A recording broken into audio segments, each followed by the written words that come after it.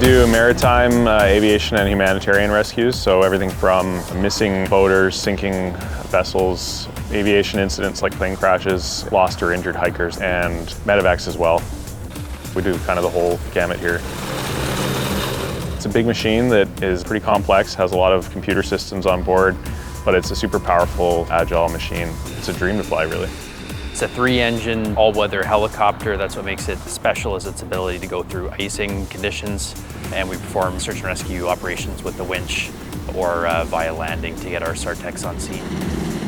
The third engine for us just gives us redundancy if we have an engine failure. For the most part, most regimes we're in, it won't affect our performance. The biggest challenge is usually weather. Often we're going out on rescue missions in not great weather, sometimes at night, sometimes during the day. So I would say that's the biggest challenge.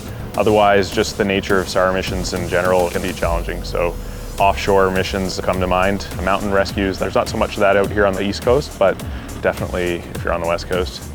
Over water, you take a lot of things for granted. When we're over the ocean, we don't have to worry about hitting anything. So we can fly in very poor visibility. We've got great autopilot. We can use a RAD, so it's a RAD-alt hold, essentially, that allows us to be very precise in our altitude that we're holding over the water. Over the mountains, we can't take those things for granted. We need, obviously, if we are flying too close to the mountains in poor visibility, we risk smacking into it, so it does make a big difference. We also run into performance limitations as we're going up there.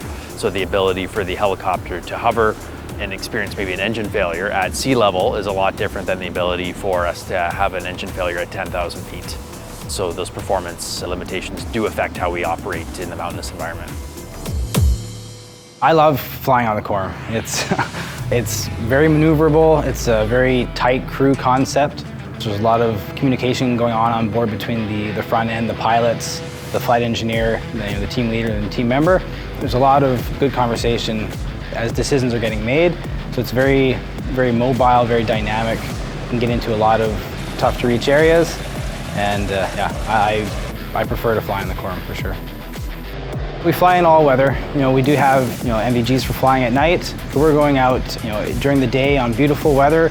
We're going out in the middle of winter, and when it's rainy and the dead of night. So we have the capability to go out at any point in time. It's normally, somebody's not getting stuck in the middle of nowhere on a bright and sunny, warm day. It's usually, pretty foggy and windy and rainy and the dead of night. So during the daylight, on a beautiful day like today, we'll fly visually as much as possible, and so that kind of takes a lot of load off of me. At night, we're using our night vision goggles and we're using our navigation tools more to tell us more about what's happening around us.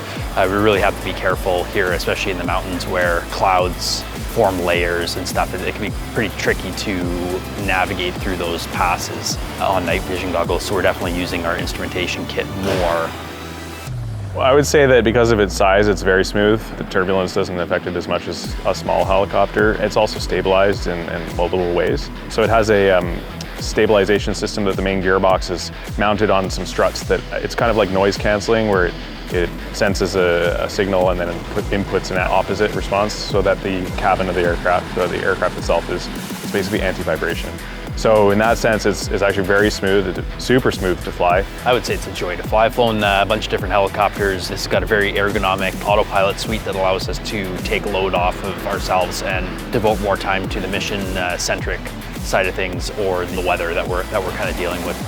The best part about being a pilot on the Cormorant is the days that we get to go do a mission, we get someone back safely to their families. That's definitely a huge perk of the job.